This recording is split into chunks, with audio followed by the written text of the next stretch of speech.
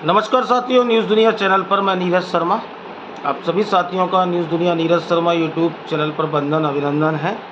और सहारा की credit cooperative society हमारा इंडिया की धोखाधड़ियों पर कोलकाता यूनिट ईडी ने जो है छापेमारी की थी, जिसकी न्यूज़ दुनिया ने प्रमुखता से आप लोगों तक पहुंचाई और बताने का प्रयास किया कि कोलकाता और ईडी की टीम ने लखनऊ और मुंबई में जो है छापेमारी कार्रवाई की।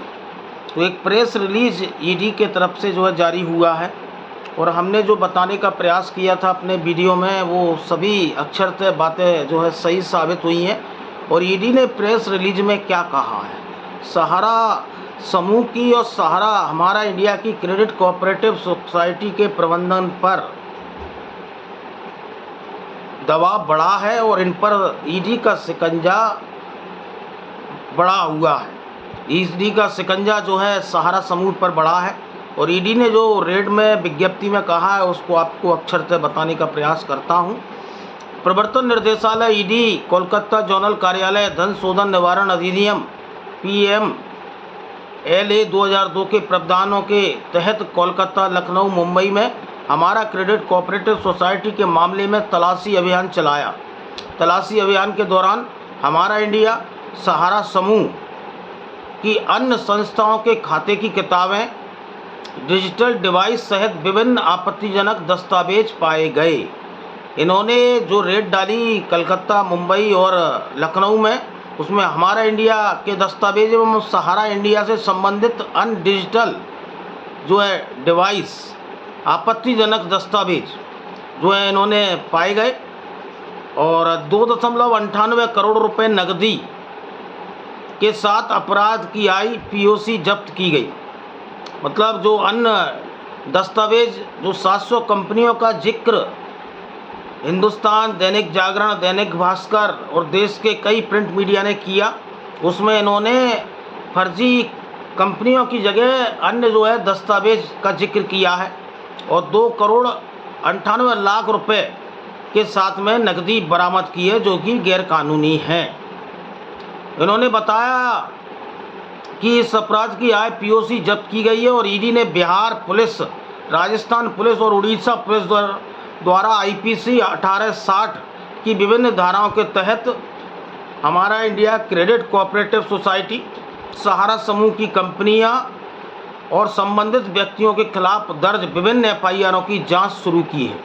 जो राजस्थान में, बिहार में एवं कोलकाता में जो इनकी हमारा इंडिया क्रेडिट कोऑपरेटिव सोसाइटी की FIRें हुई थी, क्योंकि ये क्रेडिट सोसाइटियों को कुछ राज्यों में ही पैसा लेने की अनुमति है, पूरे देश में नहीं। तो संबंधित FIRों की जांच चल रही है। ईडी की जांच से पता चला है कि सोसाइटी मैनेजमेंट ने उच्च रिटर्न का वादा किया था और 1 करोड़ निवेशकों से 24,000 करोड़ रुपए हमारा इंडिया क्रेडिट कोऑपरेटिव सोसाइटी ने जुटाए थे।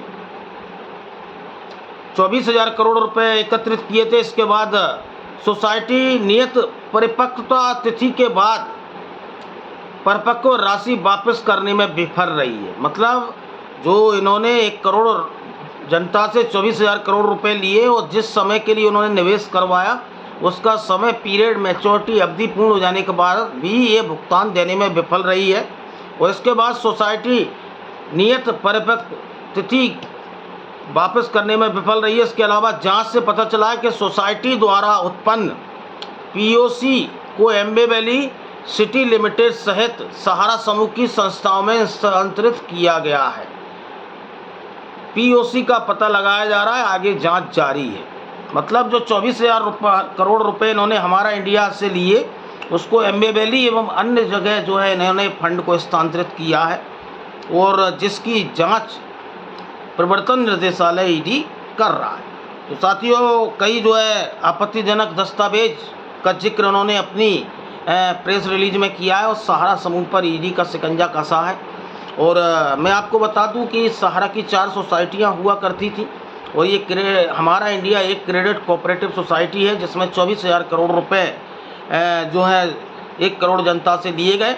इसी तरह सहारा समूह की 3 क्रेडिट कोऑपरेटिव सोसाइटियां और हैं, जिसका नाम है सहारा क्रेडिट कोऑपरेटिव सोसाइटी, जिसका लाइसेंस लखनऊ से लिया गया, जिसका मुख्यालय लखनऊ कमांड कपूरथला कॉम्प्लेक्स है।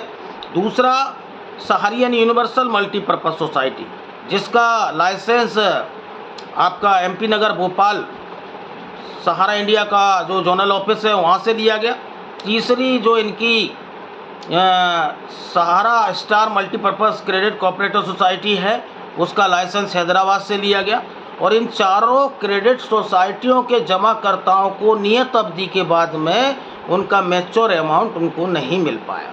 इनकी पूरी गतिविधियां एक सी हैं और केवल एक हमारा इंडिया क्रेडिट कोऑपरेटिव सोसाइटियों की शिकायतों पर ईडी ने संज्ञान लिया है। तो मैं देश भर के जागरूक निवेशकों से, जागरूक एजेंट साथियों से, पैसा तो इन चारों क्रेडिट सोसाइटियों के निवेशकों को नहीं मिल रहा, तो साथियों से कहूँगा कि आप मध्य प्रदेश से लाइसेंस लिया गया, मध्य प्रदेश की ईडी को आप जो है हैदराबाद की जो है ईडी के अधिकारियों को और लखनऊ ईडी के अधिकारियों को इनकी तीनों क्रेडिट कोऑपरेटिव सोसाइटियों के जमाकर्ताओं की शिकायत भी करने की जरूरत है। पैसा तो उन क्रेडिट सोसाइटियों में भी नहीं मिल रहा। आज ईडी इन पर सख्त से सख्त कार्रवाई करे और सहारा समूह पर शिकंजा बढ़े। और जिस तरह से इन्होंने प्रेस रिलीज में कहा कि 24,000 करोड़ को एम्बे वैली में अन्य जगह हस्तांतरित किया गया और इनके 3 क्रेडिट सोसाइटियां और हैं, उनका भी पैसे को फंड को ट्रांसफ़र किया गया। तो इसका खुलासा इन्होंने ही किया था कि लगभग 86,673 करोड़ का निवेश इन्होंने लिया और उसमें से लगभग इन्होंने जो एफिडेविट दिया था दिल्ली हाई कोर्ट में सहकारिता मंत्रालय CRC में, तो लगभग 62,000 करोड़ रुपए एम्बे वैली में जो है निवेश किया, जो कि नियम विरुद्ध है। तो इस पर गहन जांच होने की ज़रूरत है और आप जागरूक साथी पत्र के माध्यम से, ईमेलों के माध्यम से ईडी तक पूरे इनके धोखाधड़ियों के दस्तावेजों को पहुँचाएँ, जिससे जाँच सही दिशा में पहुँच पाए। क्योंकि ईडी एक देश की स्वतंत्र एजेंसी है और ईडी तक सहारा की हर स्कैम और धोखाधड़ियों को पहुँचाने की ज़रूरत है। तो साथियों, सहारा समूह पर शिकंजा कस रहा और इसके उलट चाटुकार कुछ लोग आ रहे थे और बोल रहे थे कि ये नॉर्मल रूटीन की जो है छापेमारी है, ये छापेमारी नहीं हुई, लोग गलत जानकारियां दे रहे हैं। तो साथियों, जब भी न्यूज़ दुनिया कोई न्यूज़ प्रकाशित करता है तो सत्यता के साथ 100% सत्य की जो है कसौटी पर जो है आगे बढ़ाता है अपनी न्यूज़ को, और हम जो बताते हैं वो सत्यता के आधार पर बताते हैं। किसी से व्यक्तिगत द्वेषभाव नहीं है, लेकिन आज ईडी का शिकंजा सहारा समूह पर कसा है। जागरूक रहिए, अपने हक के लिए लड़ते रहिए। न्यूज़ दुनिया नीरज शर्मा यूट्यूब चैनल को लाइक सब्सक्राइब करते रहिए। धन्यवाद।